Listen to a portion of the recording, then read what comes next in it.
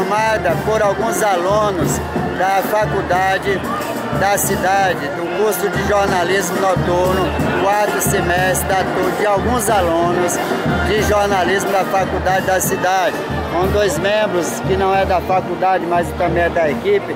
É nosso amigo Bulgarim, ligado aos movimentos ciclísticos, também fotógrafo.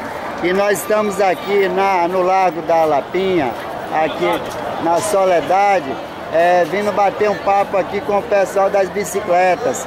Nós também aqui da TV Rua damos muito apoio ao pessoal que faz o movimento em favor das bicicletas na rua.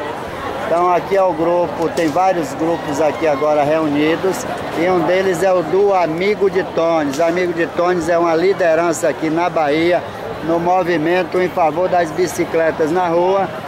E vai falar um pouquinho com a gente aqui, com a TV Rua. Meu amigo Tony, mande ver aí. Eu estou agradecendo mais uma oportunidade da TV Rua em divulgar o grupo, não só o grupo, como o movimento dos pedais. Estamos pedindo mais uma vez aquelas pessoas que têm o poder em mãos, cicloviajar, ciclofaixa, respeito aos motoristas de ônibus, de táxi, caminhão, que respeitem a gente. A gente só quer pedalar, mais nada. Queremos um pedacinho da rua. Nós temos direito de ir e vir.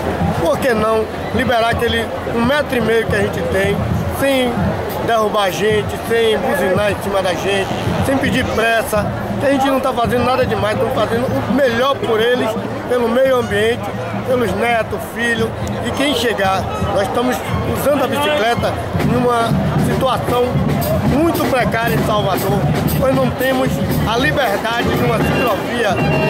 Por favor, vocês que são políticos, vocês que têm os poderes, empresários de boa fé, que gostam do Brasil varonil, vamos lutar por essa causa.